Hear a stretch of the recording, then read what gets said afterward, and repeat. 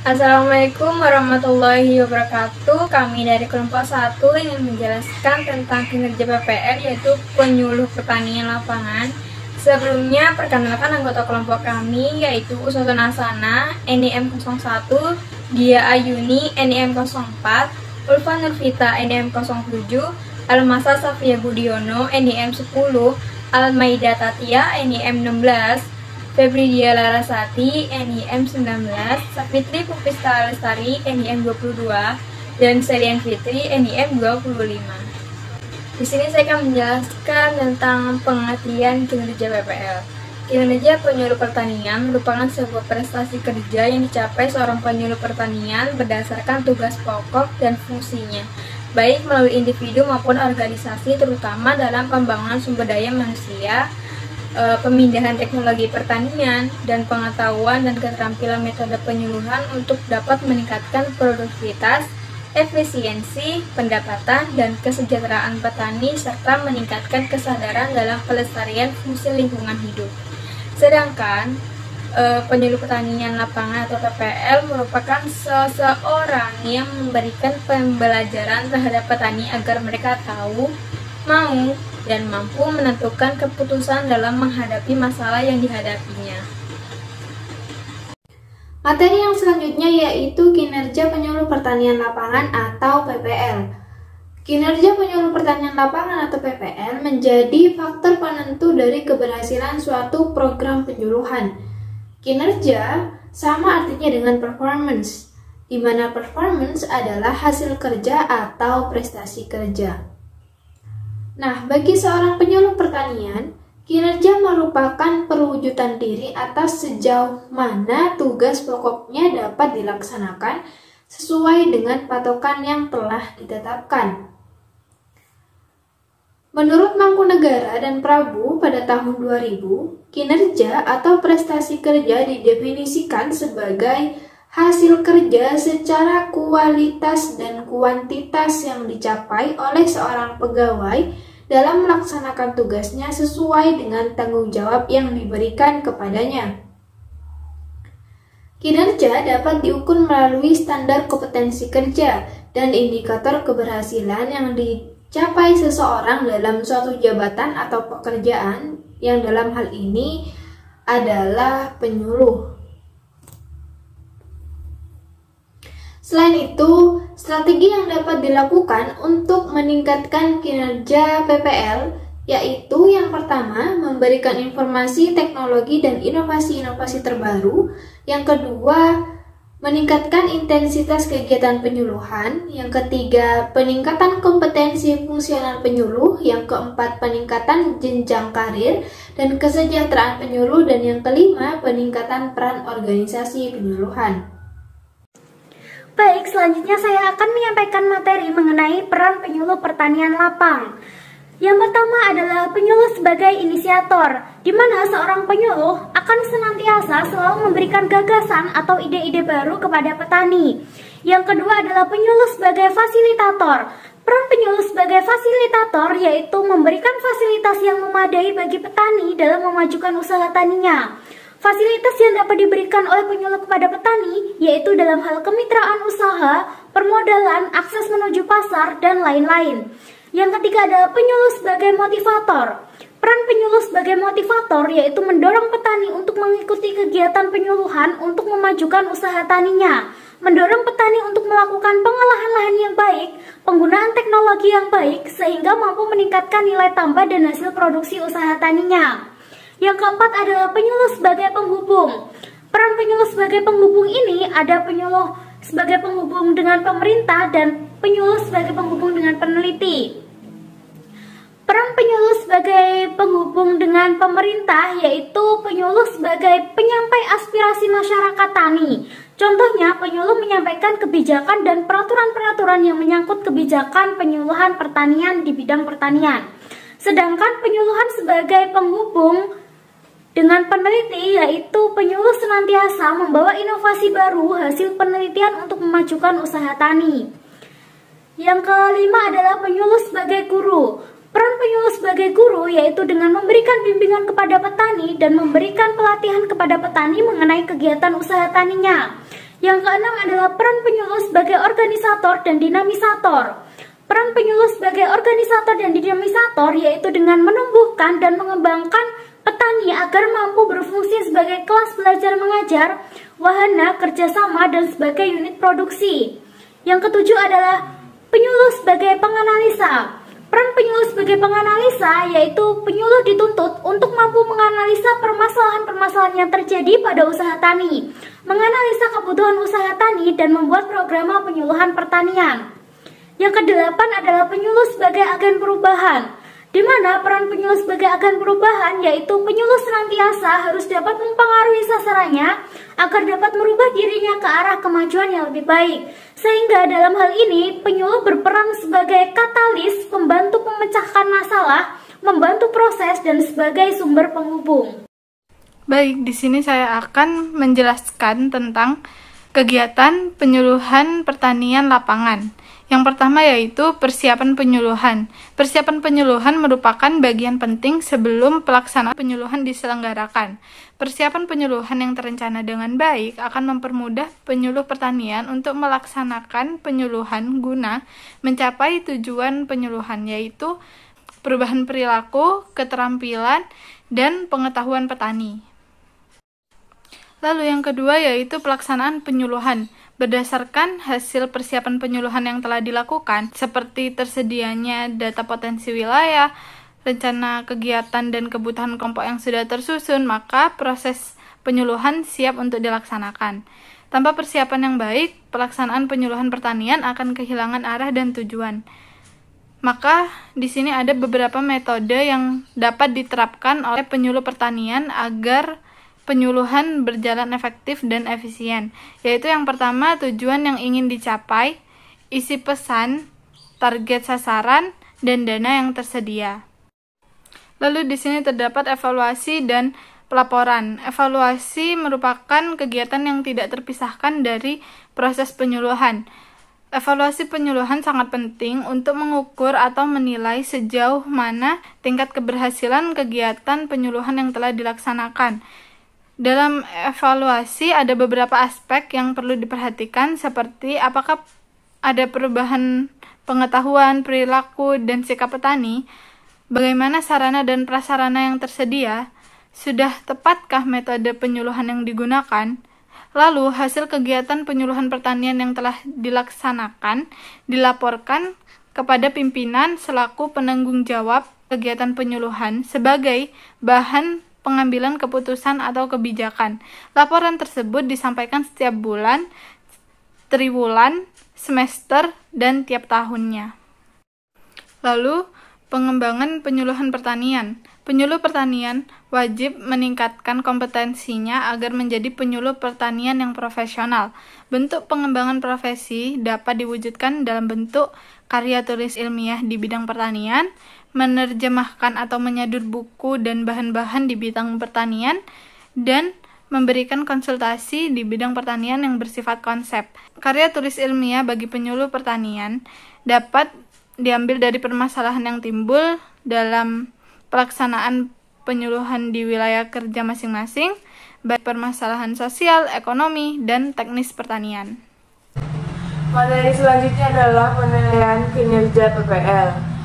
Penilaian kinerja penyuluh pertanian adalah suatu kegiatan yang dilaksanakan secara sistematis dan berkesinambungan untuk mengukur tingkat keberhasilan berdasarkan parameter kinerja penyuluh pertanian dalam melaksanakan tugas dan tanggung jawabnya. Penilaian kinerja pertanian mencakup penilaian prestasi kerja dan karya khusus, meliputi kegiatan utama penyuluh pertanian, program penyuluh pertanian, penerapan metode penyuluhan, pengembangan swadaya dan swakarya petani, pengembangan wilayah, pengembangan profesi penyuluh, dan pengembangan hubungan kerjasama dengan lembaga pemerintahan dan non-pemerintahan. Di sini saya akan menjelaskan mengenai tujuan dan manfaat dari penilaian kinerja. Penilaian kinerja yaitu penilaian yang dilakukan secara sistematis untuk mengetahui hasil pekerjaan dan kinerja dalam organisasi. Selain itu, untuk menentukan kebutuhan pelatihan kerja secara tepat. Tujuan penilaian kinerja yaitu 1. Memotivasi personal dalam mencapai sasaran organisasi dan dalam memenuhi standar perilaku yang telah ditetapkan sebelumnya, sehingga membuahkan tindakan dari hasil yang diinginkan oleh organisasi. 2. Alat untuk memberikan umpan balik atau feedback yang mendorong ke arah kemajuan dan kemungkinan memperbaiki kualitas kerja. 3. Sumber data untuk perencanaan ketenagakerjaan dan kegiatan pengembangan jangka panjang bagi instansi terkait. 4. Memperbaiki atau meningkatkan kinerja organisasi melalui peningkatan kinerja dari sumber daya manusia organisasi. 5. Mendefinisikan atau merumuskan kembali sasaran masa depan sehingga dapat termotivasi untuk berprestasi sesuai dengan potensinya. Dan yang terakhir adalah memeriksa rencana pelaksanaan dan pengembangan yang sesuai dengan kebutuhan pelatihan khusus rencana diklat dan kemudian menyetujui rencana tersebut apabila tidak ada hal-hal yang perlu diubah. Kegiatan penilaian kinerja dimaksudkan untuk mengukur kinerja masing-masing tenaga kerja dalam mengembangkan dan meningkatkan kualitas kerja, sehingga dapat diambil tindakan yang efektif apabila pembinaan berkelanjutan maupun tindakan koreksi atau perbaikan atas pekerjaan yang dirasa kurang sesuai dengan deskripsi pekerjaan. Manfaat penilaian kinerja yaitu 1. Membantu suatu tujuan strategis yang biasanya masih kabur menjadi lebih konkret, sehingga mempercepat proses pembelajaran organisasi. 2. Memberikan informasi tentang hasil yang diinginkan dari sebuah pekerjaan. 3. Dapat mencegah terjadinya miskomunikasi berkaitan dengan kualitas kerja yang diinginkan. 4. Menghargai setiap kontribusi. Dan yang kelima adalah membangun konsensus untuk melakukan suatu perubahan dengan memberikan reward atas perilaku yang diharapkan. Saya, Safitri Puspita Lestari, NIM 19.032-11.00022, akan menjelaskan terkait faktor-faktor yang mempengaruhi kinerja penyuluh pertanian lapangan. Nah, ada dua faktor yang mempengaruhi kinerja penyuluh pertanian lapangan, yaitu yang pertama faktor internal, di mana faktor-faktor yang berasal dari diri penyuluh itu sendiri. Faktor internal dapat terdiri dari yang pertama yaitu umur. Umur penyuluh pertanian umumnya akan mempengaruhi kemampuannya, baik kemampuan fisik ataupun kemampuan berpikir. Semakin tua umur seseorang akan semakin berkurang atau menurun kemampuannya. Oleh sebab itu, umur sangat erat kaitannya dengan kinerja seseorang. Yang kedua, masa kerja atau pengalaman kerja, di mana dalam hal ini kemampuan akan selalu meningkat dengan meningkatnya pengalaman kerja. Dengan semakin berpengalamannya seseorang penyuluh, maka kemampuan untuk melakukan penyuluhan semakin baik dan cepat terselesaikan. Yang ketiga yaitu motivasi, di mana motivasi dari dalam diri penyuluh akan dapat meningkatkan kepuasan kerjanya sehingga akan berdampak positif dalam menyampaikan materi dan dapat juga meningkatkan kepercayaan masyarakat dalam menerima penyuluhan maupun transfer teknologi di bidang pertanian. Yang keempat yaitu tingkat pendidikan, di mana pada umumnya pendidikan yang lebih lama akan cenderung membuat seseorang dapat menerima informasi yang baru dan bermanfaat bagi dirinya maupun orang lain, sehingga dapat memecahkan permasalahan yang ada secara lebih tepat berdasarkan pendekatan ilmu yang sudah diperoleh selama melalui jenjang pendidikan. Dan yang kelima yaitu pelatihan, di mana dengan semakin seringnya penyuluh pertanian mengikuti pelatihan, nah tentunya akan meningkatkan pengetahuan dan keterampilan dalam diri si penyuluh itu sendiri. Berikutnya yaitu dari faktor eksternal, di mana faktor-faktor yang berasal dari luar penyuluh itu sendiri. Beberapa faktor eksternal tersebut yaitu yang pertama ketersediaan sarana dan prasarana, di mana keberadaan sarana dan prasarana ini dalam kegiatan penyuluhan tentunya akan sangat membantu penyuluh dalam kegiatan untuk mengembangkan diri sesuai dengan tugas dan fungsinya, dan adanya sarana dan prasarana ini tentunya akan memperlancar kegiatan penyuluhan pertanian. Yang kedua yaitu sistem penghargaan, di mana dengan adanya penghargaan ini tentunya akan membuat penyuluh lebih semangat dalam melaksanakan kegiatan penyuluhan. Nah, penghargaan ini dapat berupa kenaikan gaji, pemberian intensif, tunjangan, dan sebagainya.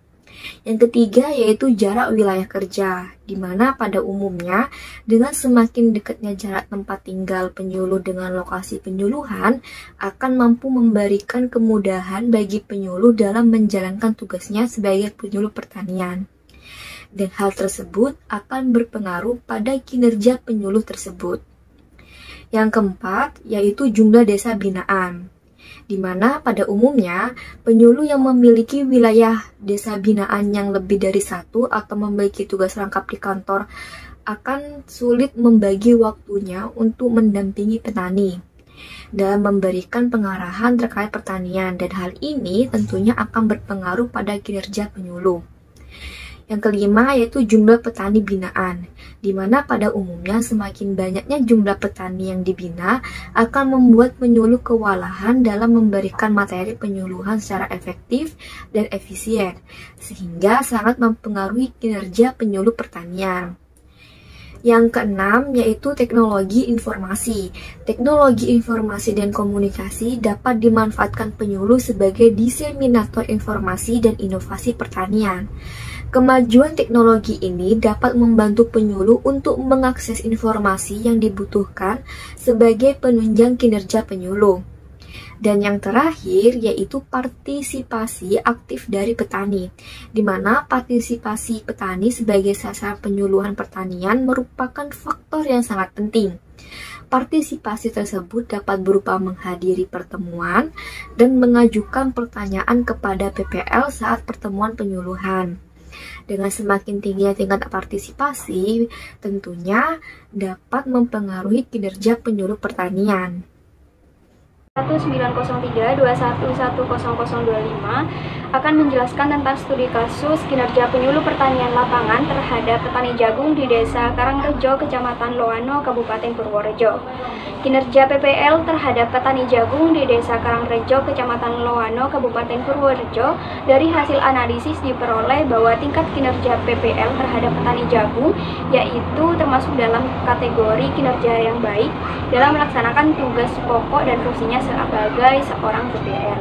Hal ini disebabkan karena kinerja penyuluh pertanian melaksanakan kegiatan seperti memberikan sosialisasi tanaman jagung unggul, cara budidaya jagung, memberikan penyuluhan dan pelatihan pembuatan kompos, membantu petani mendapatkan modal dari lembaga keuangan seperti bank dan koperasi melalui program KUR atau kredit usaha rakyat, penyuluhan program penanganan PHT atau pengendalian hama terpadu, pembuatan pestisida nabati, pemasaran jagung secara langsung ke pelaku usaha peternak ayam, dan program bantuan atau subsidi berupa bibit unggul, pupuk, sarana, dan prasarana penunjang produksi dari pemerintah seperti traktor, pompa air, dan mesin pemipit jagung. Seorang penyuluh mempunyai peran penting dalam menjembatani kebutuhan petani untuk mengupayakan tindak lanjut dengan instansi terkait atau pemerintah. Kepuasan petani jagung terhadap kinerja PPL di Desa Karangrejo, Kecamatan Loano, Kabupaten Purworejo. Dari hasil analisis diperoleh bahwa tingkat kepuasan petani jagung terhadap kinerja PPL di Desa Karangrejo, Kecamatan Loano, Kabupaten Purworejo yaitu termasuk dalam kategori kepuasan yang sangat puas. Hal ini dikarenakan PPL cukup baik dalam melakukan kunjungan ke kelompok tani, membantu petani dalam pemecahan masalah, memberikan penyuluhan sesuai dengan apa yang dibutuhkan oleh petani seperti memberikan sosialisasi tanaman jagung unggul, serta membantu petani mendapatkan modal dari lembaga keuangan. Tingkat kinerja PPL mempunyai hubungan yang kuat antara tingkat kepuasan petani jagung terhadap kinerja PPL, di mana semakin baik kinerja yang dicapai seorang penyuluh dalam mendampingi dan membimbing petani binaannya akan mempunyai dampak penilaian kepuasan petani yang tinggi terhadap kinerja PPL sendiri. Sehingga petani yang merasakan kinerja penyuluh sangat membantu mereka dalam menjalankan usaha tani jagungnya. Cukup sekian presentasi dari kelompok kami, kurang lebihnya mohon maaf. Wabillahi taufiq wa hidayah. Wassalamualaikum warahmatullahi wabarakatuh.